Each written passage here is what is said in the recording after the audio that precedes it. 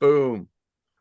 Hey, welcome back to another episode of the Rock Fantasy Files on the Rock Fantasy YouTube channel here. And tonight we're going to discuss two albums turning 50 years old in 2023. It's a black and blue album discussion, album battle. First off, it's Black Sabbath with the fifth studio album, Sabbath Bloody Sabbath. Released in November 73. It's produced by the band and recorded at Morgan Studios in London in September 73. Here's some interesting facts on the LP, if I can talk correctly tonight. The writing process for the album, which would begin in Los Angeles, California, was initially hampered in part by the band's substance abuse and fatigue following their 72-73 world tour in support of the previous album, Volume 4. The band then relocated to Clearwell Castle in the Forest of Dean in Gloucestershire, England. I'm sure I screwed that up. Where guitarist Tony Iommi conceived the main riff of what became the album's title track and lead single, of course, Sabbath Bloody Sabbath.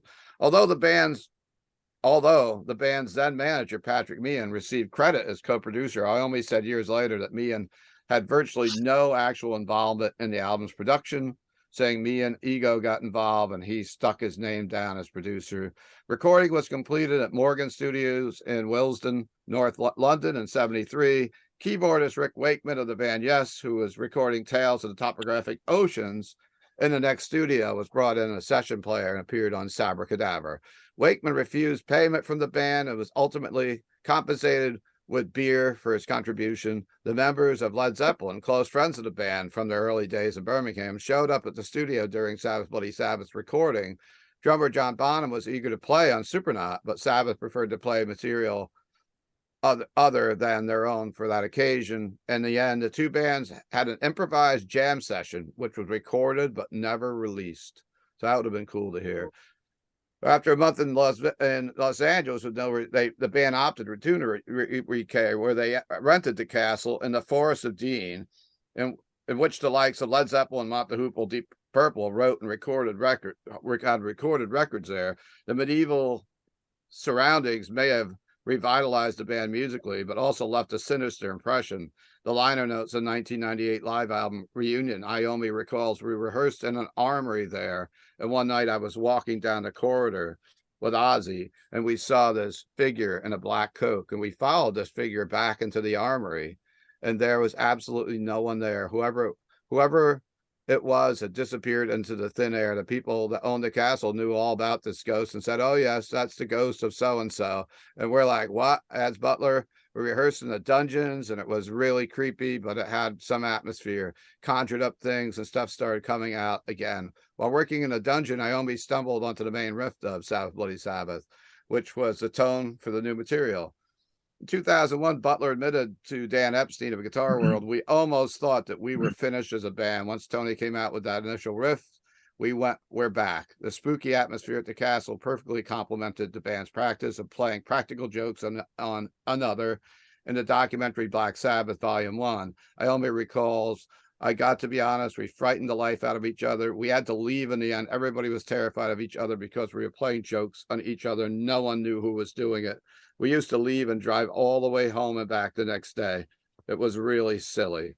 And his autobiography, Osborne Cracks, we weren't so much the Lords of Darkness as the Lords of Chicken Shit when it came to that kind of thing. So Osborne said that when it came to the shenanigans, Bill Ward typically got the worst of it. And in fact, the drummer eventually going to bed at night with a dagger. All right, so that's Black Sabbath. Up next is the second studio album by Oyster Cult. I don't have as many notes for that. Tyranny and Mutation, released February 11th, 73, Columbia Records, and produced by Murray Krugman and Sandy Pearlman. On May 12th, 1973, the album peaked at 122 on the Billboard 200 chart. The album was recorded in late 72 at Columbia Studios in New York City. And the song, The Red and the Black, with its lyrics referring to the Royal Canadian Mounted Police, is a retitled, recorded version of I'm a Lamb, But I Know Sheep from the band's debut album. The song was later covered by the Minutemen and other bands. one of the best, most popular rockers in the BOC catalog. And I guess that's about it for what I've got on Cult, but this is what we're going to do. We're going to go around and talk. I mean, the Blue Oyster Cult left a really good impression on me. The lyrics on this album and the whole mystery of some of these songs, trying to figure out what they're singing about and then finding out some of the stuff as I'll let a couple things know. I'm sure Rand knows a lot of the history on Blue Oyster Cult, so I brought him back. So tonight I'm long-winded, but in the house tonight with us, we got Count Ralphus. We got Tony Dio. We got Myles Bergeron back. He just had another baby, so he's been a little busy, so he hasn't been on the channel. So congrats, Myles. We got Rand Kelly back. He's our senior advisor of classic rock, and he is back on the channel. We got Ove staying up all night over in Norway. We got Ed Farshtley, Armageddon Productions, and he might have an announcement he can make later tonight. I'm not sure. I know he's got a show coming up soon, but maybe he can't talk about it tonight. But Kristian Maiorino is here. I pronounce it correctly, incorrect as usual. We got Denis Barthe from Aggression with us. What is that? Montreal Canadiens hat. And we've got Alex Bouks, our special guest tonight from the mighty Immolation. Man, so good to have Alex back on the channel. And let's kick this off. We're going to go around to each person. We're going to talk about both albums, what you like about both albums, maybe something you don't like about, and if you only have money to buy one at the record shop, which one are you going to bring home with you? Let's kick this thing off with Count Ralphus tonight. He's in my upper left corner. Kick it off. Wow. All right. Let's start off with Tyranny. It's great going back and having a reason to like deep dive into these albums. Just like when we did the first album. It's really good, still holds up really good today. My top 3 songs from this are the 7 Screaming Diz Busters, another great title by them. They always come up with these crazy ass titles. Then the Red and the Black, love the great upbeat leadoff track. And then Hot Rails to Hell. Years ago, in the 90s, I had this album by the band The Meatmen, Pope on a awesome cover of the Hot Rails to Hell. And then when I go back to the original, it makes me just love that song so much on this album. I would rate this album an 8 out of their catalog. And then to go to Black Sabbath, number 3, I got my original vinyl. First, I'd say this is their best album cover. For sure. I wish they took kind of time with all their album covers because they got a lot of bad covers. I also say that I think this is Ozzy's greatest vocal performance out of his whole career. People like say Ozzy wasn't a great vocalist. When you listen to this album, he's just amazing on it. So number 3, I'm going to go with Abracadabra. Number 2, Killing Yourself to Live. And number 1, Sabbath Bloody Sabbath. Such a great song. I give this album a 10. My favorite band of all time. No one can beat them. If I can only get one, it would absolutely be Black Sabbath. Cool, man. No surprise really there, I don't believe. I'm going to move over to my other side of my square here to Mr. Tony Dio joining us from down in North Carolina. Hey, what's going on, guys? Yeah, it was great to go back in and delve back into these. I hadn't listened to either one in quite a while. Okay. And, we'll start off with Blue Oyster Cult. I think that's a great album cover. It's very, very eye-catching. It is. That would be great on a T-shirt. I remember that movie, The Stoned Age. The chick that they picked up, she was wearing this T-shirt when they picked her up, and hot blonde in a Blue Oyster Cult shirt. So that was really cool. But going back and listening to this album, I love the debut album from Blue Oyster Cult, and I love Secret Treaties, the third album. I feel like this album has a little bit of a sophomore slump because I don't think it's as good as the first album, and the third album is just so much better than this. But it's got some good tracks on it. One thing I wanted to show you had the song The Red and the Black. On the original vinyl, the label was red on one side and black on the other. That's going to be one of the picks I'm going to pick for one of my songs is definitely the Red and Black, which is, like you mentioned, is a re-recording for I'm on the Lam, and it's a much better version. I think I read something in the liner notes where they were playing it, and the ending part of the live version is more upbeat, and someone told them, you should make this song fast the whole time. So they eventually just decided to re-record it and do it in a more upbeat tempo. From there, I'm going to go. I also love Hot Rails to Hell. I first heard that song on the On Your Feet or On Your Knees live album, because I had gotten that one before I ever picked up this one, Tyranny.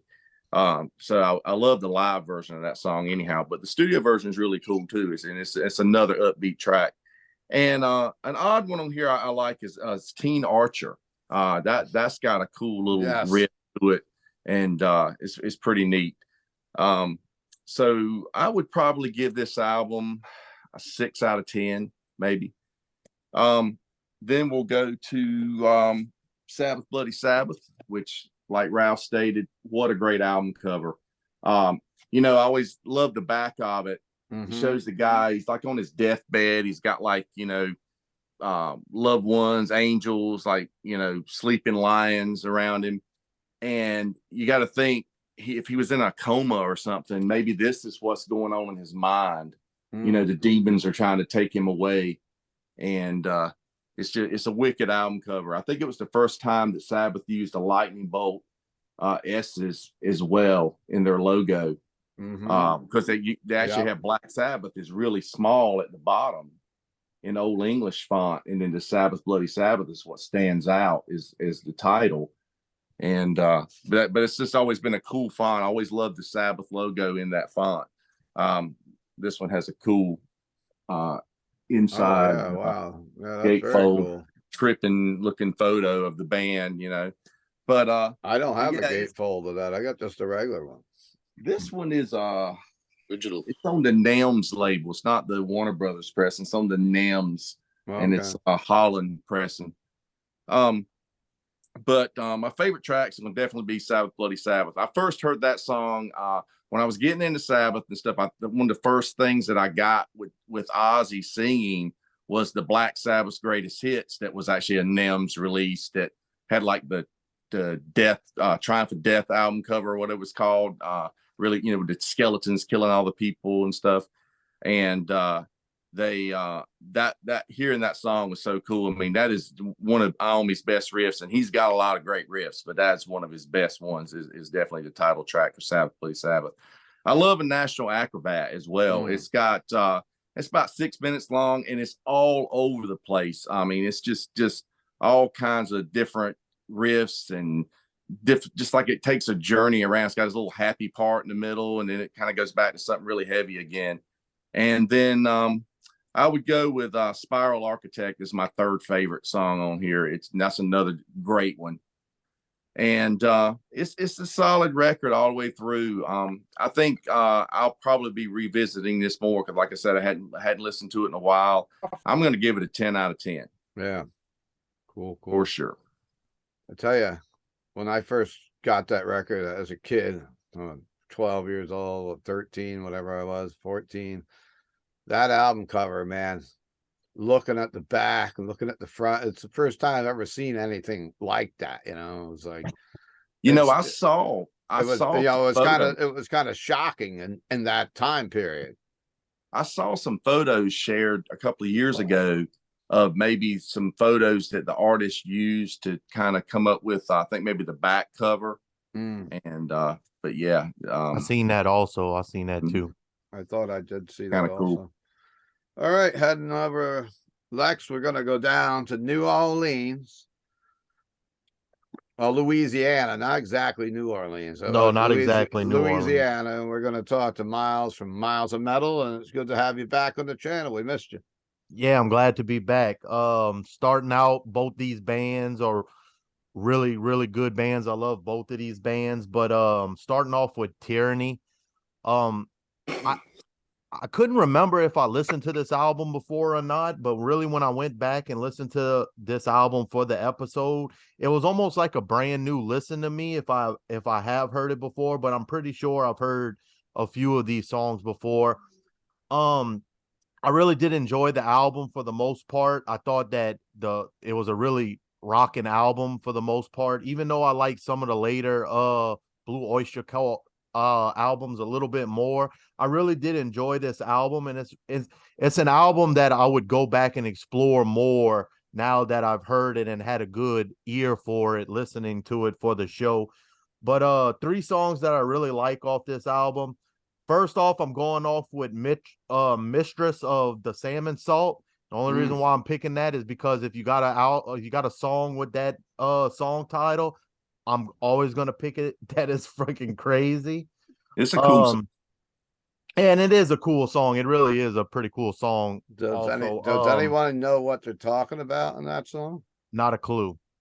Rand, I don't. You know, Rand knows. I read it too, so I'll see what I Rand read comes it in up with. Pawpaw's book. This book Okay. he wrote. This is really good, but I can't remember. You know, I probably should. Well, Rand's waving his hand, so we'll just Well, interrupt you.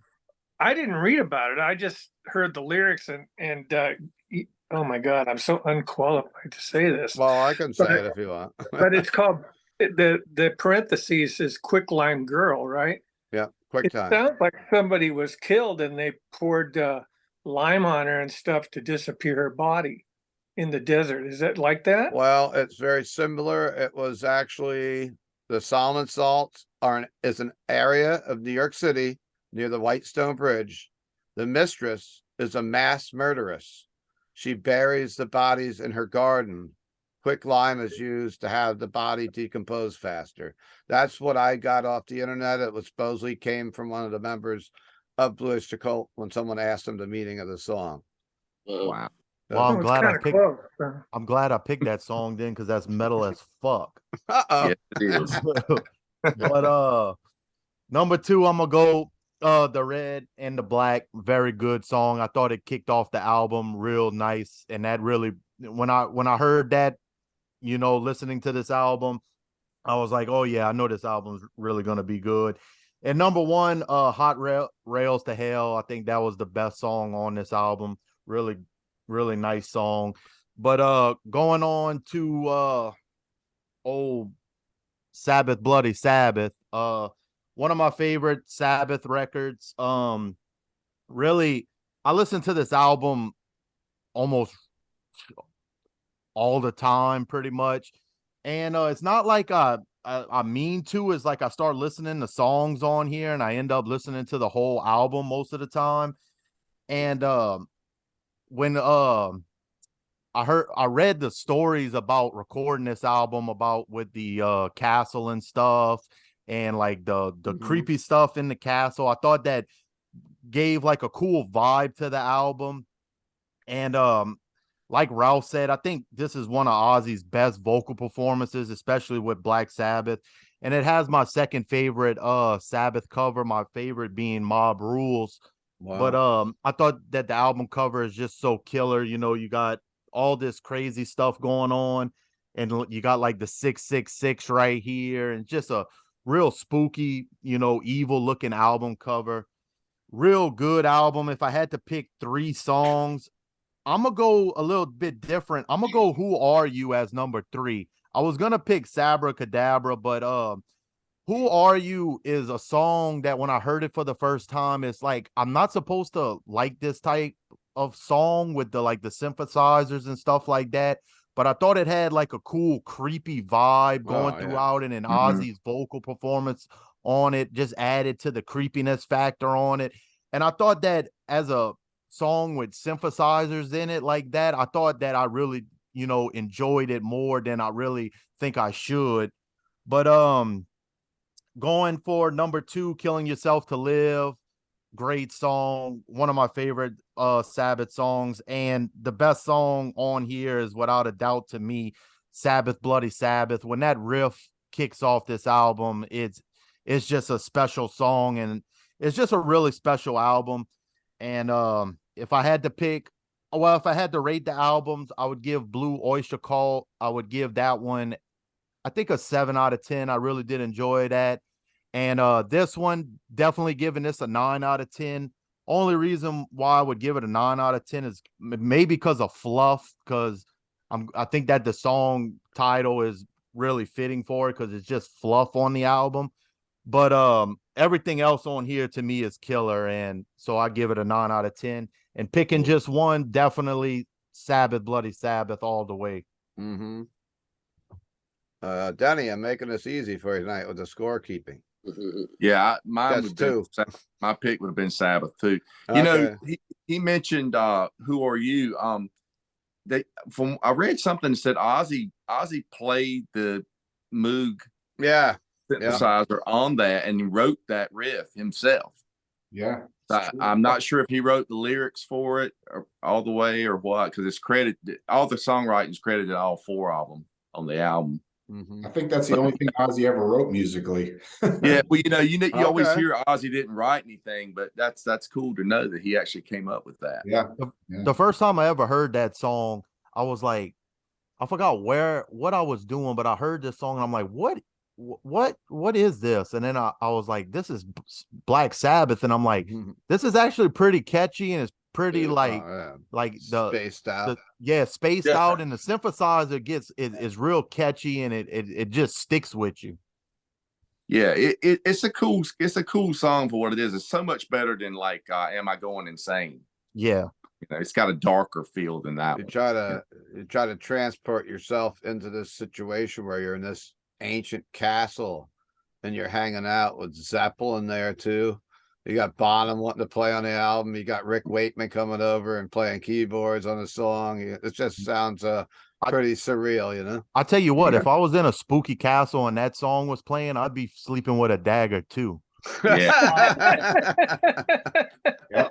Maybe one day we'll hear the Zeppelin and Sabbath jam. Hopefully, I can't see why that we haven't already, but that would have you would have think it's going to surface pretty soon if it's going to happen. Hey, does before I pick anybody else here, does someone have to leave early, go to work? Ed, are you good? Off tonight. I'm good. You're off tonight, okay? Because sometimes you got to fly. Anybody else got a Danny? No hockey game.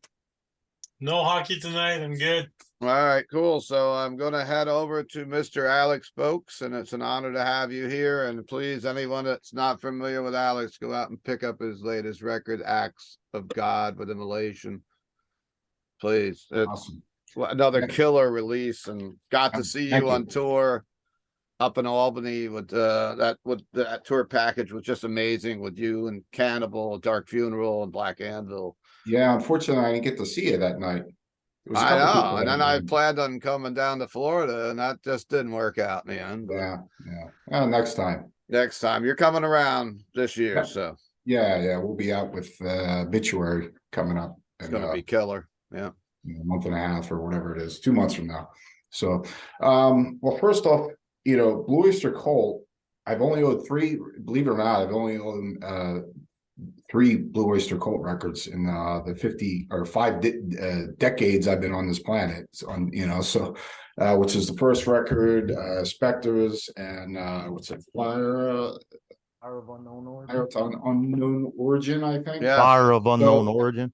I'm not a big Blue Oyster Cult expert, even though I do like Blue Oyster Cult. My actually our record producer worked on a bunch of Blue Oyster Cult records. wow. But so I can't really comment too much on that record because I have heard it a few times, but Okay. but I'm going to move on to Sabbath Bloody Sabbath. So Sabbath Bloody Sabbath is my all-time favorite Black Sabbath record.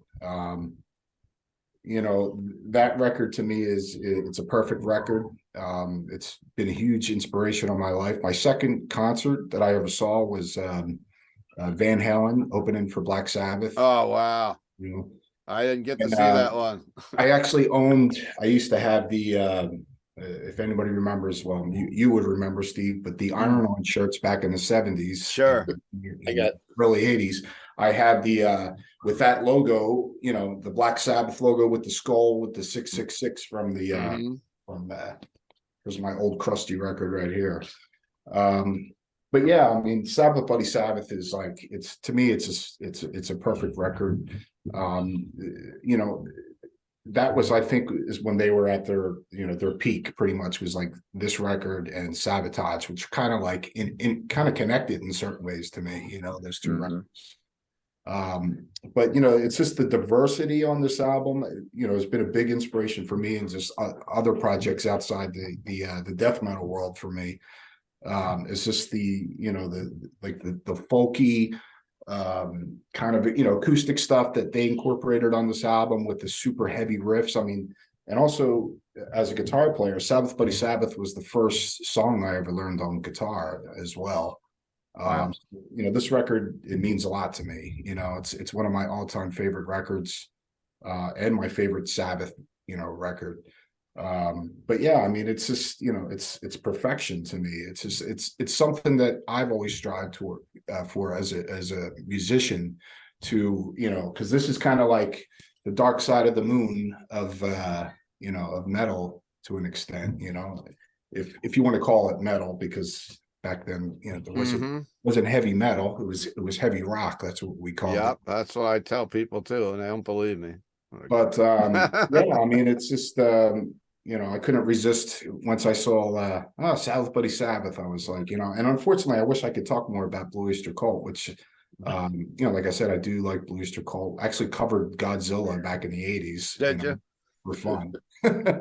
But and actually, anybody remember it was the Sabbath Blue Oyster Cult tour? Was that, I guess that's where you got the name, the Black and Blue? Yeah, we did. Tour? I saw it at the Lebanon Valley Speedway up in up by Albany, New York. 80, 81, something like that. 81. Yeah, 80, 81 area. Yeah, something like that. Where But, did you see that, Alex? No. You didn't? So my first concert was Queen. Then I saw my uncles took me to see Queen, and then I saw Sabbath and Van Halen. Then my next concert after that wasn't until 85, which was Maiden. Was it Maiden, Wasted, and Twisted Sister? It was a Power Slave tour.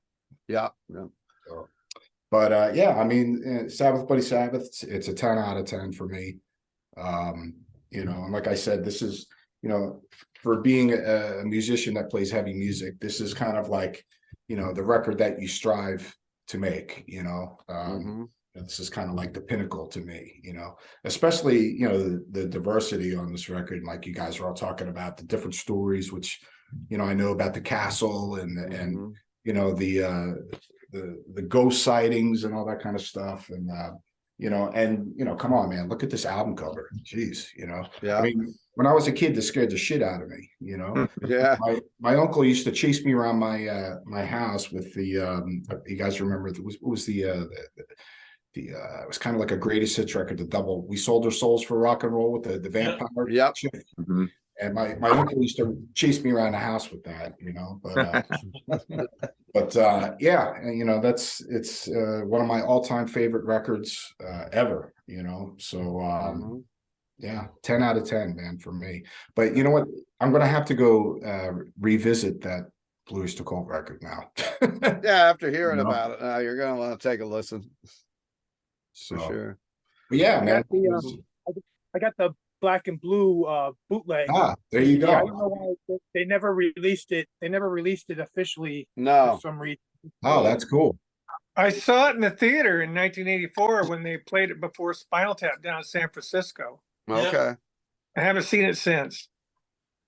I tell you, I got the T-shirt in this room somewhere, but it's buried. I've showed it on the channel, and I've showed it on Pardo's channel a couple times. I have a Black and Blue tour shirt. It's buried in this room somewhere. But I'm curious about that DVD. Now, is that footage from that New York show of Sabbath? Yeah. Okay. All right. Probably the movie I saw. Yeah, Yeah, it same is. thing. Yeah, it's the same one. Black Sabbath opened up with Neon Nights. Yeah, they Yeah. had some audio. Ronnie's mic wasn't working, and you see him come Yeah, out and he starts singing, and nothing's coming out. So he takes the mic, he just throws the mic up in the air, and Rhodey comes out, brings him another mic, and he comes in. It's kind of funny. Yeah. I wish there was a lot more footage from that early Sure. Dio era, especially like Mob Rules. You can hardly find anything, or Born Again, too much video from. Yeah, last couple weeks ago, we did Born Again, and that was a great episode. Go check it out if you get a chance, Alex. Yeah, another great album. Right We there. talked a lot about it. Denny's got some great stories from that one too, of course, as he always does. Yeah, wish I saw that. Ian Gillan, come on. I was at that tour. I was at the I Born love Again that in album. '83, and I got to see Sabbath with Dio on Heaven and Hell tour and Mob Rules tour a couple times. Proves I'm old, and then I saw him on the Dehumanizer tour. Yeah. Unfortunately, Alex, how never old were see you him when you deal seen with Sabbath Sabbath. and Van Halen? What's that? Ralph has I got was a wondering question. how old Alex was when he seen Sabbath and Van Halen. I was like 8 years old.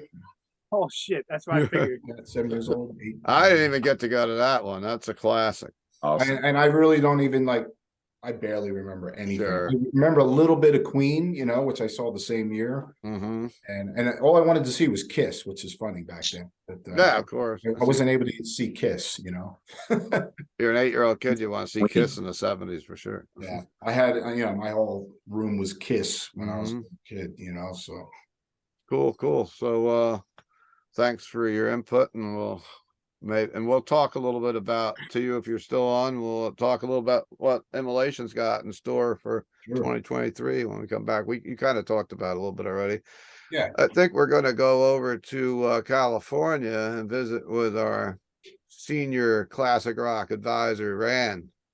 How are you? I'm pretty good. I'm wearing my Mellotron carry nice. bag because I own a Mellotron. It's right here. I don't know if you can Oh, see it. wow. That's awesome. It's a skinny one, but God, it sounds good. Yeah. And I've also got a mini Moog Voyager right here where I can go meow. You can play Who Are You for us. Yeah. I've been trying to get that sound. You know what? I've got a theory about that. I think when they were in the studio with Rick Wakeman at the time, they already knew each other because they toured together. And I'll tell you why in a minute.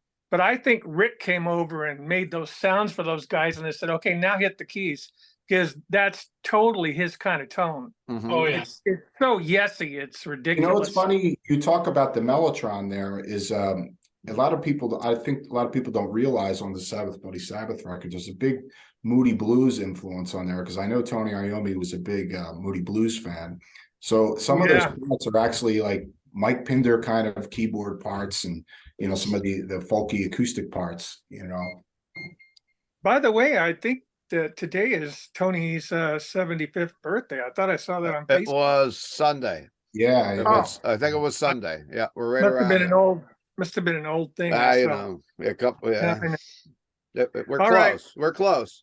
I'm off on my thing. But I was going to say, I saw Black Sabbath one time, and I was in Las Vegas when I saw them.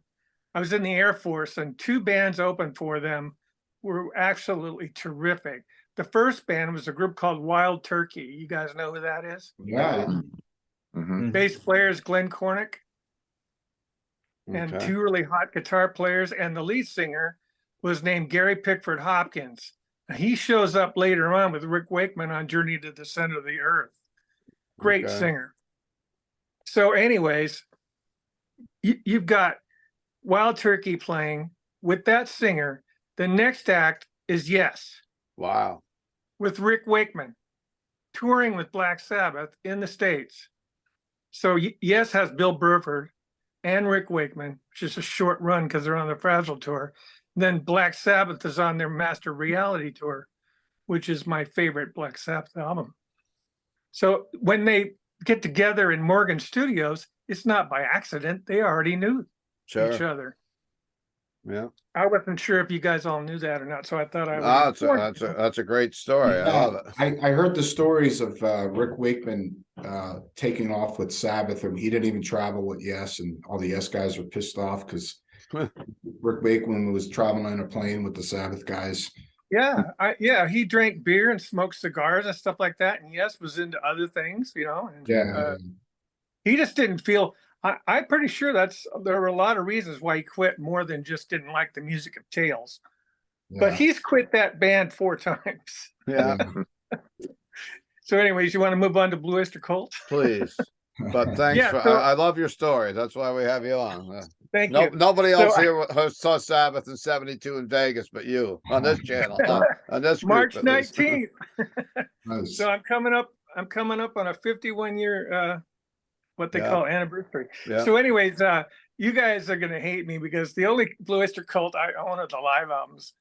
I bought I'm On Your shocked. Feet or On Your Knees. I bought Some Enchanted Evening with the extra video where they're playing to nobody in the street, which is really Mhm. weird. And Extraterrestrial Live. So the last two times this is my second Blue Oyster Cult video that I've done with you, Stephen. So I started cramming as soon as I found out you invited me because I dislocated my shoulder really bad on Friday night. And Oh, I yes, was I in heard the that. hospital. Yeah, I had an accident with I fought the road and the road won. Oh, boy. So asphalt is my enemy right now. Anyways, I'm better now. It feels really pretty good. And I'm definitely back to normal. So as soon as I knew I was on this, I started cramming on Amazon Music and listening to Tyranny and Mutation. I had never heard this album all the way through. Mm. And my God, when I heard The Red and the Black, I didn't even know it was from the first album. It doesn't sound anything like it. Mm. It's like Blue Oyster Cult going punk, right? This is like Right. punk rock. And I thought this is really cool. And I started listening to what's the drummer's name? Albert Boucher. Yeah. Oh, Yep. he's the drummer. Okay, so I started listening to what he was playing, and I said, "Oh crap, that's bluegrass. That's Lars Ulrich took that. He probably got influenced by listening to that stuff, because it's like that thrash is just 2/4 really fast. One, do, do, do, do. So, anyways, I'll get down to the nitty gritty of this album. That song blew me away, but it wasn't one of my 3 favorites. So I'm going to start in backward row like you guys did. Number 3, Teen Archer. Love that song. It's so weird. I'm into weird. I like weird. I really like that song. And it's got a lot of really intricate kind of movements, and it's less than 3.5 minutes long. It's pretty short. And the next one for number 2, I chose Wings Wetted Down. I really, really like that song. Love that too, man. Totally strange That's a tune. cool one. Doesn't sound anything like that band is known for, but it sounds kind of like it could have fit on the first album. Yeah. And my number 1 has got to be Seven Screaming Disbusters. My God, this band's insane. This song sounds like Miles Davis joined a heavy metal band and played guitar instead of trumpet. This is a crazy song. I'm into theory. I know a lot about music, and I'm trying to piece it together. And I'm going, what the hell are these guys doing? I couldn't figure. I still can't figure it out. I listened to it 3 times. I just like, this is the coolest tune ever. I love this tune. And all my friends always said, "Have you heard Seven Screaming Disbusters?" And I go, "What?" So good. Yeah. So I'm going to give this album, because of the way I took it so recently, I'm just going to give it a 7 for Seven Screaming Disbusters. Yeah, perfect. Perfect play of words. Now, moving on to Black Sabbath. I am so glad you guys gave love to Who Are You, because I already told everybody but I can fill you in a little bit more on that when I get to it. My number 3 is Spiral Architect. Oh, And yeah. the reason I chose that tune in the 3 is because I was listening to it really closely, and I thought to myself, my God, Ozzy joined Hawkwind. This is Hawkwind. The chord. How many musicians are here? They're in the key of D, and then they go F, E, E flat, D, and they do it again. And I'm going, that's right out of Hawkwind on the Space Ritual live album. I forgot the name of the song. I think it's called Love is Space, or Space is Love, or Love is Deep, or something like that.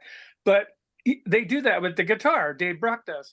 And I'm going, this Mellotron is killer on this. It is very Mike Pinder-ish, isn't it? It very Moody Blues, but Hawkwind, kind of, anytime you play those kind of chords with the orchestral tones, and they have lots of tones other than just orchestral and choirs. There's tons of stuff in that machine. But anyways, just hearing that and Ozzy singing it, and I'm just going, this is so cool. I love this tune. And what a great way to end that album. And that album is awesome. There's no doubt about it. Mm-hmm. So I gushed enough about that. But there's Mellotron on that, which is why I'm wearing this. And Who Are You has Mellotron on it, but it doesn't come in until the second part about where he sings. I can't think of the lyric right now. It's fill you full of lies, or that part where you can hear the Mellotron come in, but when it's just the synth, if you listen real closely, there's a bass synthesizer note going along that's doing just long notes and changes from D to C, and that's Geezer Butler on the low note, and Ozzy's playing the synth melody that you hear in the very beginning. It's two different mini Moogs being recorded. It could be at the same time, or it's probably overdubbed. But Geezer's on the low note like a bass guitar player would be, and Ozzy's playing the lick. And I love the lick. It's almost like Smoke on the Water. The notes they chose. It's got that out of tune note, and then it goes into the one that resolves, like, oh, that sounds happy. But what a cool song. I just dig that whole thing, that plotting beat and everything, and the melody. And then Ozzy puts the harmony on there. It just sounds very happy, but it also sounds ominous. Yeah. It's kind of like an electronic version of Iron Man in a way. And so that's my number two. And number two, my God, has to be Sabbath Bloody Sabbath. This is the coolest freaking song Black Sabbath's ever done. It has like 4 different movements in it. It's constantly changing. They're soloing in D, they solo in A, they change the beat up. This is as proggy as this band gets, I think. And I agree. I've karaoke'd this song in the key that it's in. It's a bitch. I did it yesterday, laying on the bed listening to this, but it's a bitch hitting those high notes that Ozzy can hit. And he's never, ever achieved this ever since this album. Yeah. He never even tried. I mean, Sabotage, A Symptom of the Universe, that's nothing compared to what he's doing on Sabbath Bloody Sabbath. He's like 7 notes higher than Symptom of the Universe. I do love Sabotage. I think there's a good run there. And also, I wanted to say, if you guys remember, somebody brought up we sold our souls for rock and roll. Well, we bought that. We bought that when I was in the Air Force. I bought it on LP, and I think that came before Sabbath Bloody Sabbath. Did it not? That's a great question. I think after. Okay, that came out after. Oh, it was after. Yeah. So they used that. That's where they started using that logo. Where I remember seeing it. It was actually Sabbath Bloody Sabbath. Yeah, it did come out Again, after. where they put that Nazi S on there. No, The lightning. We can't say. Can we watch out what we say? Because last time we talked about. Oh yeah, that's last time, Rand, we talked about Oyster Cult. We got demonetized because we were speaking about a couple songs. So I'm not going to go into details, so we'll get demonetized again. Oh, I remember. Last Days of May and our Transmonicon, or one of those two we got booted out because we were talking about the meetings behind the songs. But oh yeah, the censoring police. They ran. Anyway, So it was great to have you back on. And I'm gonna rate the Black Sabbath. Oh, that's right. You got to rate. I'm sorry, I'm interrupting you. Duh. Go ahead. 10. 10. All right. This is the best Black Sabbath album that Ozzy ever sang on. And by the way, I love Born Again. I love Born Again too. So does Guns N' Roses. Do they? Listen to Paradise City and then put on Zero the Hero. Oh, I heard something about that. Yeah. It's the Very same close. freaking riff. Yeah. It's the same True, thing. true. Danzig stole it too. That riff. Oh, A lot of Danzig. I people don't know were about influenced by Danzig. that. Dirty Black Summer. Yeah. Hey, didn't Danzig used to be in this band? Yeah, of Yeah. course. Still is. Well, they're I out playing. was given a set of strings from the Misfits, Wow. guitar and bass and a poster Cool. when I was working at the truck stop. Oh, okay. Cool. They were nice guys. I didn't have the heart to tell them I didn't know what their music sounded like. How many years ago was this? I retired in 2017, so it must have been about 2014 or 2013. Okay. Yeah, okay. Right now, I mean, the Misfits are huge again because they did the reunion. They're doing like arenas, selling out arenas, going crazy. Just But had Alice Cooper opening up for him. yeah, the recent one, right? Wow. Amazing, they grew up listening to Wow. Alice Cooper. Anyhow, let's move on, and Rand will come back to you. If you got some input, please say something. And let's go to Norway. We're gonna go to Ovi, we're gonna go to Ed, we're gonna go to Kristian and Denny, and then to me, and then we'll wrap this one up. It's been fun so far. Yeah, Ovi, welcome. yeah. Thank you. Uh, Oyster Cult. I mean, I've liked Oyster Cult since I heard On for the Reaper, so they've been with me for a long, long time. Even though I'm not very old compared to like Me. some, yeah, example. But I'm like, so I just that guitar riff and got me into them, and then I got to buy more and more album. This album I really like. It's also for me the guitar sound, and it kind of reminds me that it sounds like they are kind of inspired from Jethro Tull in kind of in the guitar sound and the or the whole, I should say, sound picture. It sounds like they have listened to Jethro Tull on this album, especially. Mhm. As for songs on this album, number 3, I took Teen Archer. I really like that one.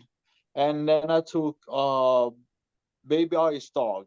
I really like Bouks' music. I Yeah, really like his songs. written by And Patti Smith. is it Yeah, that one was. with Buck? What's Or that? is Buck just singing it? He didn't write it? I believe that Patti Smith did the lyrics for that. I had notes of that. Yeah, she They had wrote a a- bunch of songs. She wrote a bunch of songs throughout their career. Mm-hmm. Yeah, they had a lot of outside writers. Mm-hmm. They And were as from for what, number Long one, Island? Louis Yeah, Oyster Cult's Long Island. Yeah. Yeah. and for number 1, I took Wings Weathered Down. Wow. Yeah, I really like that song.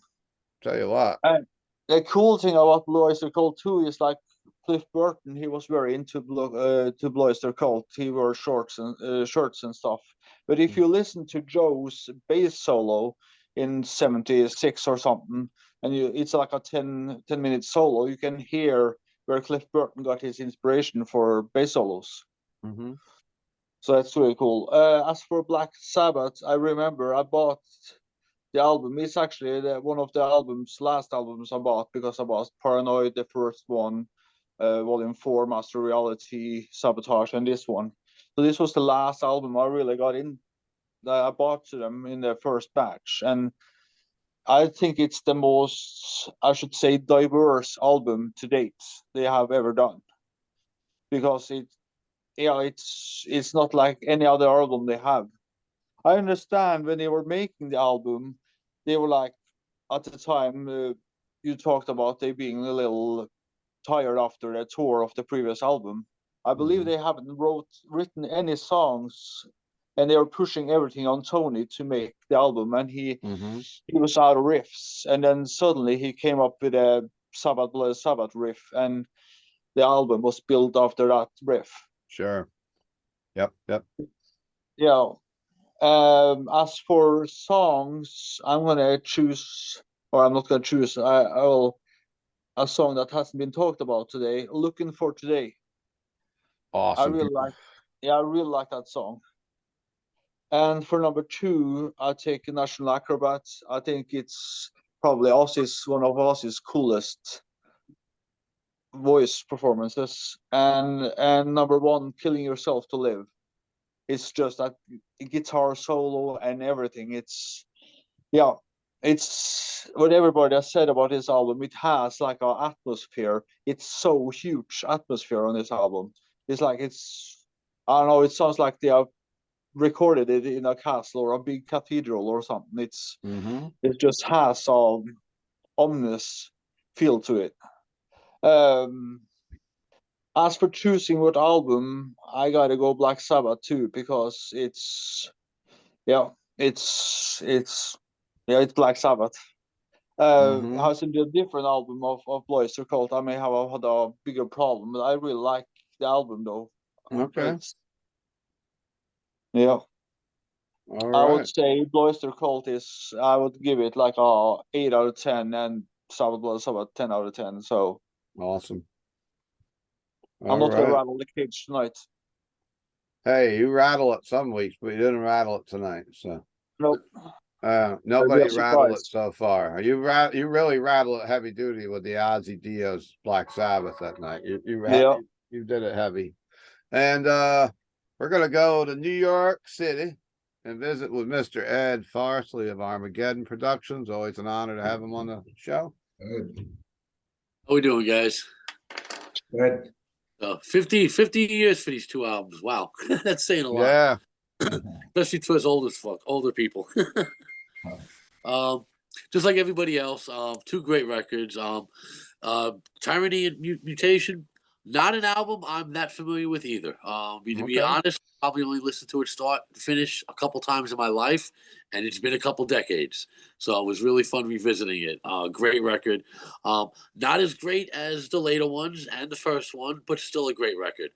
Fast-paced, guitar-driven hard rock, just pure Blue Oyster Cult, developing their sound and their style at that time, incorporating the early influences, getting harder and more guitar driven, definitely on this album. For us, three songs. Number 3, Hot Rails to Hell, great song. Number 2, Wings Wetted Down. Absolutely love this song. Great musicianship, killer vocals, just a fantastic song. Number 1 song on the album, Seven Screaming Dizbusters. Love that title. Love the song. Constantly changing pace, frantic guitar work, melody, orchestral breaks, great vocals, lighthearted lyrics. Can't go wrong. Just the perfect song. Absolutely fantastic. From 1 to 10, I'd give the album about a 7.5. Sabbath Bloody Sabbath. Just like everybody else. One of Sabbath's best albums. One of my favorite Sabbath albums. Just perfect record. Definitely more experimental, using more different types of instruments on this. Hold on a second. Okay, I'm back. My phone is dying on me here. Uh-oh. I got a little more time. But yeah, full of great songs. The entire album, start to finish. Different musicians, different instruments like a harpsichord, a flute, and like we've all been talking about, the synthesizers. Great use of the synthesizers on this album. A lot of bands at that time were experimenting with it. The prog bands did a great job. Some of the rock bands didn't have, a grip on using the synthesizers properly. Sabbath most certainly did. Great stuff. Top 3 songs. Who Are You? Few people have mentioned that song tonight. It's not an obvious choice, but a fantastic song. Very trippy, science fiction sound, feeling. Love the piano break in the middle. It's a great song. Number 2, Killing Yourself to Live. Love the tempo changes. Ozzy's vocals, amongst the best he's ever done, just like other people have said. Really, really stands out. Guitar work on that song, first rate. Number 1 song, Sabbath Bloody Sabbath. Is one of their all-time greatest songs. One of my favorite Sabbath songs, one of their best songs. And like the liner note said, like other people have mentioned, that song brought them back to the Sabbath style when they thought they were losing it. And it's just one of their best, absolutely. And I got to make a special mention to Fluff. I like it. I think it's a beautiful, great song. Yeah. So there you have it. From 1 to 10, I'd give it a 9.5. Great record. Cool. And moving over to Kristian, welcome. Welcome. Thanks for having me on again. So I'll talk about the Blue Oyster Cult first, the Tyranny and Mutation. So I first discovered Blue Oyster Cult. I think Dio mentioned earlier the movie The Stoned Age. Me and my friends, we saw that as a kid and were like obsessed with the movie. Surprisingly, I didn't really start listening to Blue Oyster Cult a lot at that time. I kind of got into them a little bit later on. So this album right here, Tyranny and Mutation, I actually think I like it a little bit better than the first album because it's a little bit more guitar driven, a little bit heavier. I like the one after it a little bit better than probably my favorite BOC will probably be Fire of Unknown Origin. But Yes. going back to this one, picking 3 favorite songs, for number 3, I'm gonna pick Teen Archer. I just think it's a good song. I like I like Buck Dharma's vocal delivery in that song. I just think it goes very well with the whole mood of it. Second song off Tyranny and Mutation, I gotta go with the opening track, The Red and the Black. Like I think Steve mentioned at the beginning, it's a reworking or re-recording of a song from the first album, and this one is just way better than the one on the first album, I think. And then probably my number 3 pick then for Tyranny and Mutation has got to be Seven Screaming Dizbusters. It's just such a strange song title. Mm-hmm. I don't even know what a Dizbuster is. I don't know if I don't know if we can talk about what it is, but I read some of it figured on probably not. Yeah, I did too. there. You did too. Yeah. We might not get monetized if we start discussing it. Yeah, Look but up Steely Dan. No, I can't talk about that one either. Well, but I just love the jamminess of that song, and just the different places it goes, and singing Lucifer as a light. It's just it's great.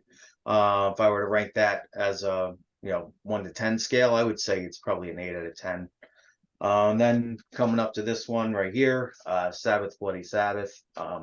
I do not have vinyl with the gatefold. I have this CD, which has a different track order than it ends with Looking for Today. So, but nonetheless, it's killer album.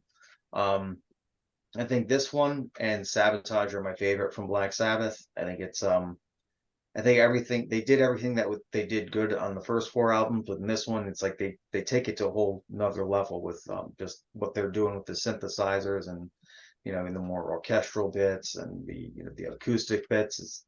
Even though they've done it a little bit on that in previous ones, here they really just took it to a whole nother level. If I'm going to pick, this is a crime. It's hard to really pick just 3 off of this one. But if I'm going number 3, I'm going to go with Killing Yourself to Live. Just think it's a great, it's a good rocking song. It has, like every song in this album, there's just, different parts and different movements, and it just, everything weaves in different directions. And Ozzy's vocals are great too on this one. I think it's this one and Sabotage is where he really kind of, hit his stride as a vocalist, and just never, performed at that same level again on any of the recordings that he did. So at number 2, I'm gonna go with National Acrobat. I just think it's a cool riff in that song. It's just got a great mood to it, and I like the lyrics too. Thoughts and images, the unborn child that never was conceived. And it's just the whole album just has just really great, I think, some of Geezer's best lyrics on here. And number 1's got to be the title track, Sabbath Bloody Sabbath. Just the heavy riffing in that song, and then just I love when it goes back, has the acoustic part, and then it goes to the heavy riff again. And I think it's just, the opening riff is iconic, but then the one at the end too, the that one, it's just as iconic as that, opening one is, I think, some of the most iconic riffs that you would hear from Tony Iommi. But yeah, so this one on a 1 out of 10, it's easily a 10 out of 10. And yeah, it's got to be the pick over the BOC, even though I think that's a great one too. It's just it's Sabbath Bloody Sabbath's just got to take it. So cool. And last but not least, Sasquatch sighting up in the Northwest Territories at Denis Barthe from Aggression. You guys making it easy to do the counting tonight because everybody's vote is the same.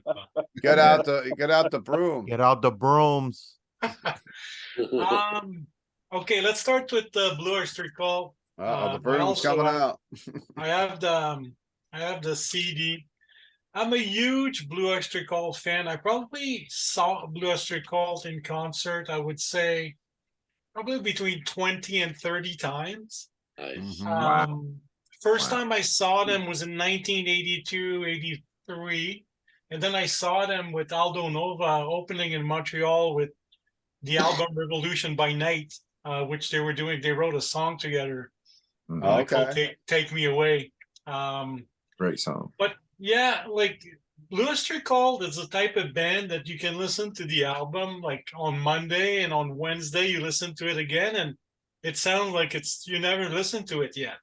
You can always find new stuff, new note selection. There's always something Mhm. new to listen to. And similar to like Mr. Tony Dio's, off the first three album, it's my least favorite. I like Secret Tradies and the first one as well. But there's some like gems on this album. Like, these guys are from Long Island, New York, and like to me, they gotta be the weirdest freaking dudes that probably walk like around New York City during that. Like, what's their concept? Like, really? like nothing makes sense. Nothing, like their lyrics, their song title. It's like weird. I think they were trying to be weird, but it was just natural, right? They were like scholars, just like fucked up kids, right? Mhm. The other thing I want to say, like Eric Bloom, to me, is my favorite singer of all time. Wow. Like, I like him better than Dickinson. I like him better than like Rob Alford. I like him just because his voice, his delivery, the way that he projects certain notes. It's you listen to Veteran of Psychic Wars from like the Fire of Unknown Origin, and you get like shit, like you get goosebumps from like listening to his voice. He's a great singer. So every album I always find something that that I can go and reach me somehow musically. I I was lucky enough to like sit down and talk with the band a few times, and most recent years, there's no more recent years, but Mhm. I would say like around like between 2005 and 2015, they played multiple small bars in Washington State and Oregon, where like there was maybe like 50 of us watching the show, and we could sit down and just have a beer with those guys and like have conversation about their music. And a lot of times they just like, I don't know what we were they like lots of substance abuse and like whatever came out at jam, and then just having fun, right? But they're very humble, kind of cool guys, and they love talking about their song and their music. But yeah, so a lot of love for Blue Oyster Cult. It's like I said, it's a great band to go and dig in, and like you just by yourself, you listen to the Mhm. song and something will go and reach you. For my top three songs on this album, I'll go number 3. I'll go Teen Archer. I think it's just a great song. I love the way that Bog Dharma like melodies. Bog Dharma to me is like the Ace Frehley of the band. Like, Yeah, he's got the way of singing, like not as yeah. cool as Ace. He's not as cool as Ace, but he's got that vibe. That Um, delivery. yeah, number 3 would be Hot Rails to Hell, similar to what I think Tony said as well. I love the live version of that song, but this version is still good. And number 1, by far, Seven Screaming Disbusters. Mm. Like, it's such a great song, and there is like some jazzy parts, and they're all over the place. They have no rules. They don't care. Like, if people are gonna like it or not, we don't give a shit. Like, they just do whatever they want to do, and it sounds amazing. So that's it for like Blue Oyster Cult. Great band, great album. I give also a 7 out of 10.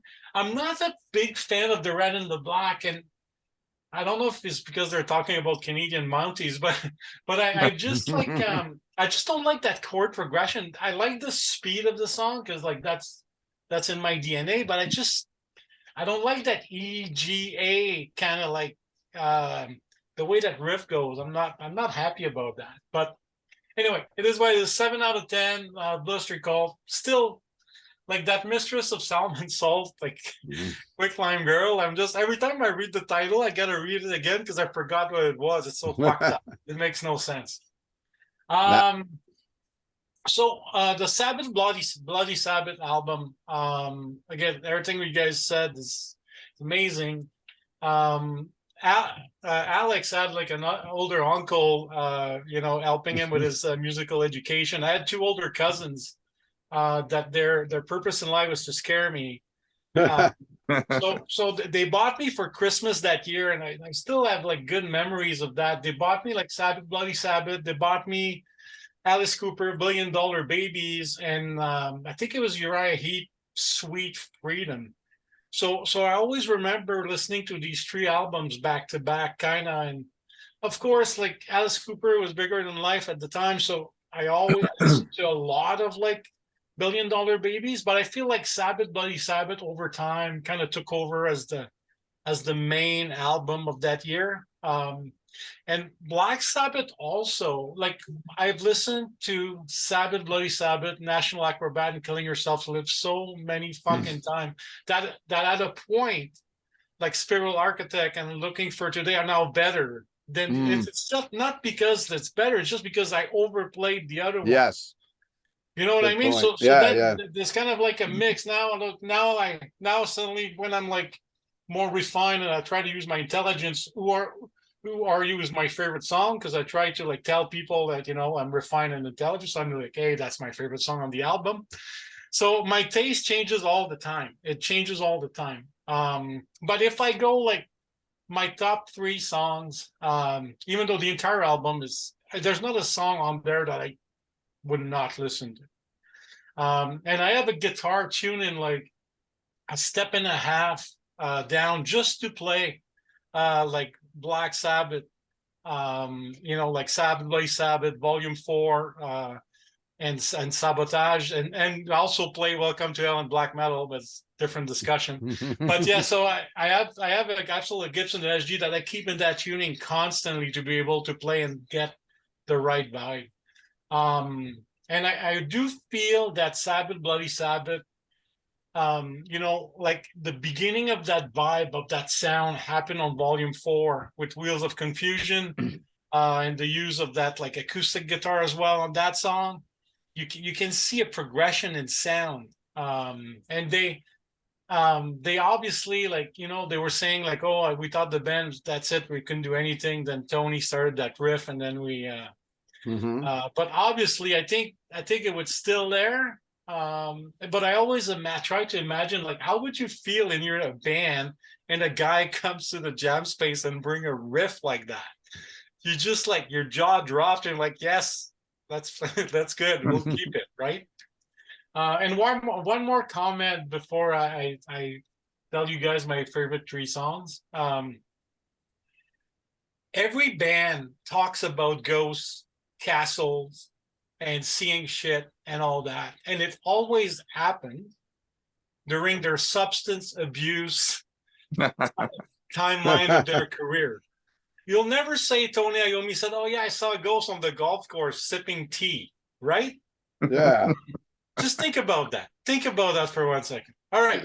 So yeah, favorite 3 songs in order. I'll go with a National Acrobat.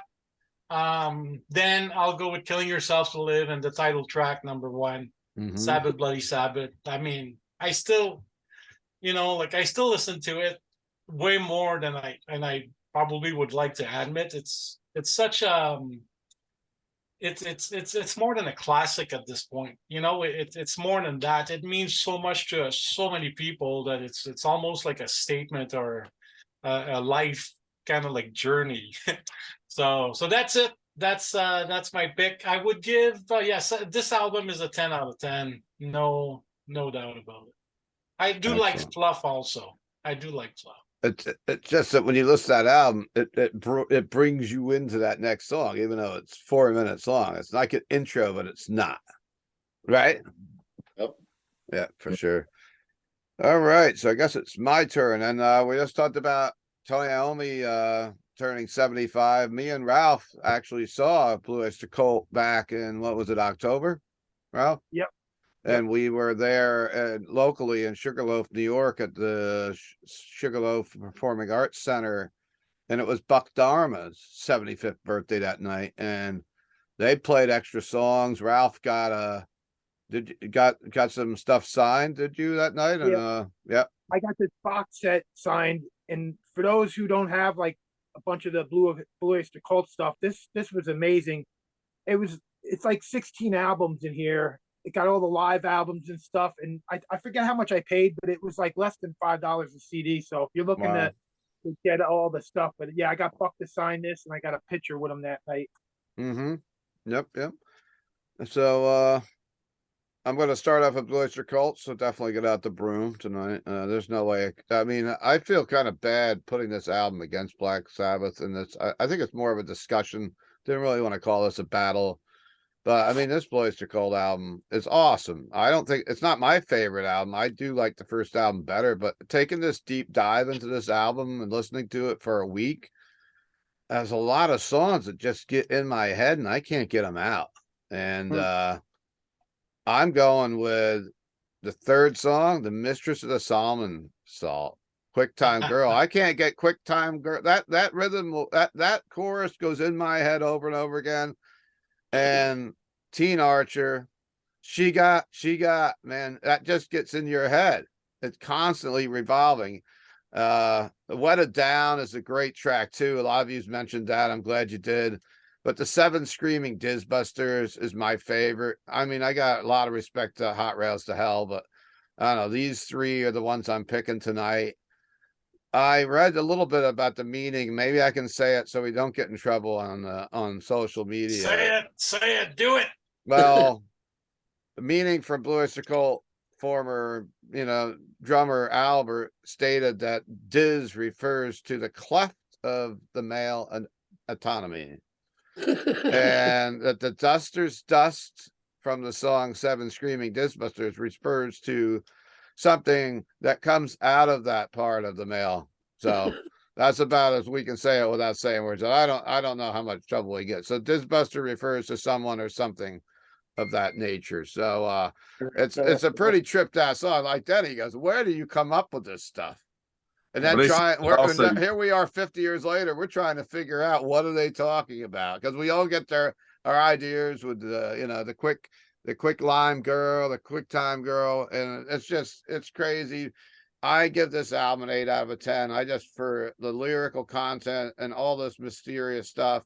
And you got to put yourself back in those days, and how cool were Blue Oyster Cult in 72 with all this subject matter. And, they had that kind of a cult vibe like Sabbath going on. And so we're moving over to Sabbath Bloody Sabbath.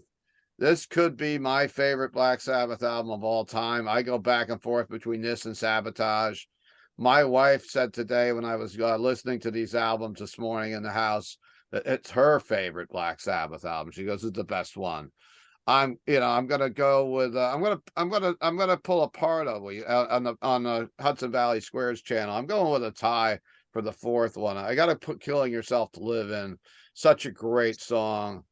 I'm going to put it right in there with Looking for Today. I mean, Looking for Today is like a really positive song coming out of Black Sabbath, really, but I just love it. And it always makes me in a good mood every time I hear it. Yep. Sabracadabra.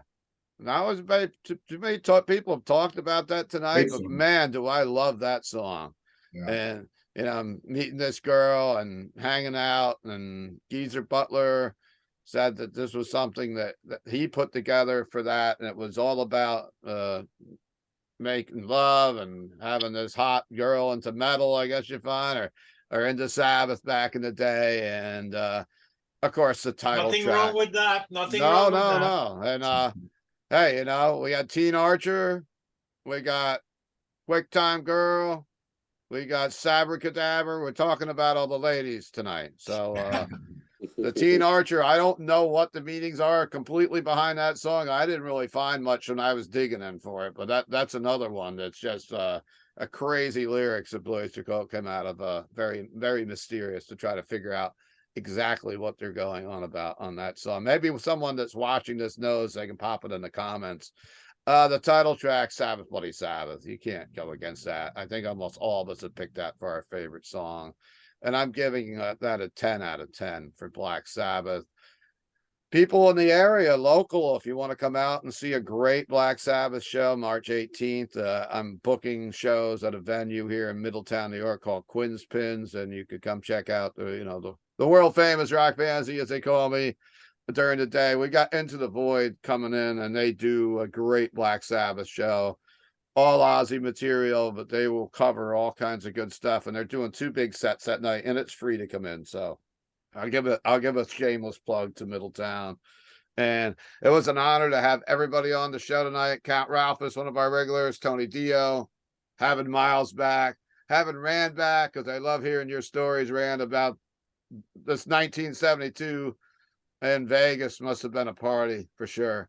And we got Ove staying up all night with us. We got Ed Farshtley, Kristian, Denny, and of course our kind of special guest tonight, Alex from the Mighty Immolation. And Alex, before we wrap this up tonight, you got some plans coming up this year, and we kind of mentioned it earlier, but maybe we'll just go over it real quick.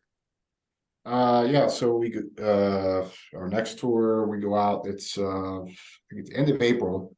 So it's this band Ingrown is the opening band. They're like more like a younger kind of hardcore, kind of hardcore grindcore, kind of, I don't know, kind of early Napalm Death, a little influence. Then Blood Incantation, and then us and Obituary, and I guess that's about 4 weeks. Then we have summer festivals in Europe, like I'm trying to think of someone like Vakken, Alcatraz. I can't think of some of the other ones. Then we will head to South America, which hasn't really been announced yet. And we'll have another tour at the end of the year in the States. So we're pretty busy, and then we're actually working towards 2024 as well. So, and hopefully another record by 2024 as well. So we get to catch you guys twice in the States this year. You let out a secret. That's awesome. Can't yeah, wait. Yeah. Like I said, Steve, unfortunately, I didn't get to see you. No, I know, and I don't know why. I think that night I just got caught up, and I had to get up and do something the next day, and I think I just kind of bailed out of the club. I didn't hang around because I was looking to hang out with Alex from from Cannibal too, and the Dark Funeral guys. But my whole plan was to come to Florida for the end of the night, end of the tour. That must have been a blast, wrapping that stuff up down in South Pete too. That was a crazy show. St. Pete, I actually split right after I was done playing, though. You did? You didn't go to Busch Gardens or anything? What's that? You didn't go to Busch Gardens or anything? No, I was like, you know what? I'm heading to my hotel and I'm going home. All right. So it wasn't a big after party for that night. I seen it. Everybody's, smelled everybody for the past 5 weeks. Yeah. So it's time to go home. Denny, what's I didn't see Denny though. I saw Denny 2 nights in a row. Actually. Oh, good. Yeah. Hanging out with Alex in the bus, and then missing the entire night except. Yeah. And I think I introduced you to Bo from Dark Funeral because you guys are Frank Maiorino. Yeah, both big Frank Maiorino fans. So I was like, I got to introduce you to Bo. We became brothers instantly. Yeah, that's interesting. Yeah. So, cool. But yeah, busy. It's going to be another busy year. So we look forward. We need busy years after what we've been through for a couple of years of non-busy. Yeah. So Denny, what do you got going on with Aggression this year? We're in the studio right now recording our next record. Big, I guess, signing announcement from us coming up really soon. Oh, cool. We're gonna be we signed with a bigger label. It's gonna be announced really soon. But all I'm thinking about right now is Disbusters. No, I'm just kidding. Okay. So we're in the studio right now, and then we're playing the North Carolina Chainsaw Massacre Fest in May. So looking forward to seeing my friend Tony Dio in person. And Ed will be there as well. So good times, 2 days of like metal and horror movies. What can go wrong? Many chainsaws. Cool. Ed, anything going on? Or are we still waiting to hear news for now? Yeah, can't announce it yet. Okay, next time around we'll chat with you about it. But anyhow, it was an honor to have everybody on. Give your time to the channel tonight. Rand's waving his hand. What do you got to close up? Yeah, Rand? can I do some shameless plugging for my YouTube Of channel? Of course. Sorry, anybody who likes to. I'm still stuck at 625. I need 1,000 subscribers. Please, everybody that's watching this, please go to Rand Anthony Kelly on YouTube and just hit subscribe. It doesn't cost you a dime. Mm-hmm. And if you do that, you get me over 1,000. Then I can perform on these instruments live and have people interact All with right. me while I'm playing. And that's really what I want to do.